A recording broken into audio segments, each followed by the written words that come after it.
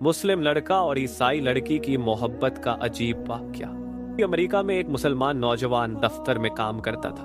दफ्तर में काम करने वाली एक अमेरिकन लड़की से उसका ताल्लुक बन गया और उसकी मोहब्बत उस लड़की से इतनी ज्यादा बढ़ गई कि उसने महसूस किया कि अब मैं उसके बगैर नहीं रह सकता। लिहाजा उसने उसके माँ बाप को पैगाम भेजा कि मैं आपकी बेटी से शादी करना चाहता हूँ। उसके माँ बाप ने लड़के से कहा, हम अपनी बेटी की शादी तुमसे करवा तो देंगे, मगर हमारी एक शर्त है कि हम ईसाई हैं और तुमको भी अपना दीन छोड़कर ईसाई बनना पड़ेगा। माँ बाप से ताल्लुक खत्म करना पड़ेगा। तुम अपने मुल्क वापस नहीं जाओगे। जिस समाज में तुम रहते हो उनसे तुम बिल्कुल भी नहीं मिलोगे। अगर तुम्हें ये सब शर्तें मंजूर है तो हम अपनी बेटी की शादी तुमसे कर देंगे। वो लड़का अपने जज्बात में इतना दबा हुआ था कि इस अल्लाह के बंदे ने सारी शर्तें कबूल कर ली। माँ बाप से रिश्ता खत्म, अजीजों से करीबी लोगों से रिश्ता खत्म, मुल्क से रिश्ता खत्म और जिस समाज में रहता था उनसे रिश्ता खत्म, हत्ता कि वो ईसाई बनकर ईसाइयों के माहौल में जिंदगी गुजारने लगा। और उसने इस लड़की से शादी कर ली। जब उसके मुस्लिम दोस्तों को उसके बारे में पता चला तो वो बड़े परेशान हुए। कभी कभी वो उसको तलाश करने की कोशिश करते, मगर वो लड़का अपने दोस्तों से मिलने से भी घबराता। कभी कहीं से किसी को देख भी लेता तो दूर से ही कतरा जाता। लोग आखिर थक गए।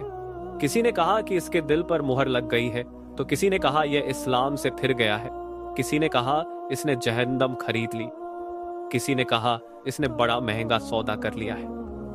हर एक की अपनी अपनी बातें थी। 3-4 साल इसी हालत में गुजर गए, यहाँ तक कि दोस्त अहबाब सबकी याददाश्त से भी निकलने लगा। भूली बिसरी चीज बनता चला गया। एक दिन इमाम साहब ने फजर की नमाज के लिए जब दरवाजा खोला तो देखा कि एक नौजवान लड़का मस्जिद में आया है। उसने वुजू किया और नमाज की सफ में जाकर बैठ गया। इमाम साहब बड़े हैरान हुए। उनके लिए ये बात बड़ी अजीब थी। इमाम साहब ने नमाज पढ़ाई और उसके बाद उस लड़के को सलाम किया। फिर उसको लेकर अपने कमरे में चले गए और मोहब्बत से पूछा कि आज बड़ी मुद्दत के बाद आपकी जियारत नसीब हुई है।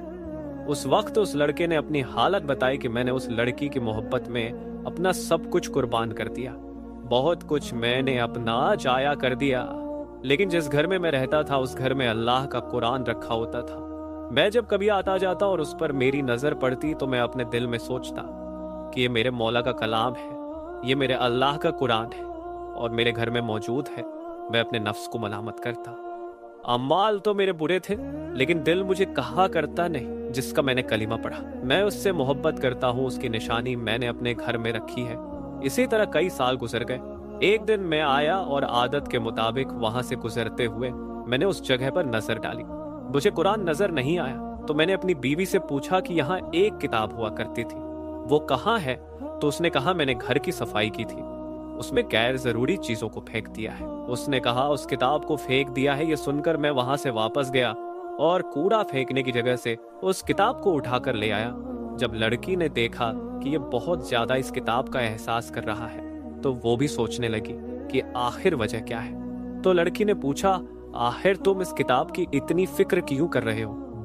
लड़के ने कहा, बस मैं इस किताब को रखना चाहता हूँ। उस लड़की ने जब देखा कि ये किताब तो अरबी में है, कोई ना कोई ताल्लुक इसका इस्लाम से है, तो उसने कहा देखो इस घर में या तो ये किताब रहेगी या फिर मैं रहूंगी, तुम्हें इसमें से किसी एक के बारे में फैसला करना होगा। वो कहने लगा कि जब लड़की ने ये कहा तो मेरे लिए ये जिंदगी का अजीब वक्त था। मैंने अपने दिल से पूछा कि तूने अपने ख्वाहिशात को पूरा करने के लिए वो सब कुछ कर लिया जो तुझे नहीं करना चाहिए। आज तेरा रिश्ता परवरदिगार से हमेशा के लिए टूट जाएगा। अब तू फैसला कर ले कि तू इसको चाहता है या इसके परवरदिगार को चाहता है। जब मैंने दिल में ये सोचा तो दिल से ये आवाज आई कि नहीं, मैं अपने मौला को कभी नहीं छोड़ सकता। मैंने लड़की को तलाक दे दिया। फिर मैंने दोबारा कलीमा पढ़ा और अब मैं हमेशा के लिए पक्का मुसलमान बन चुका।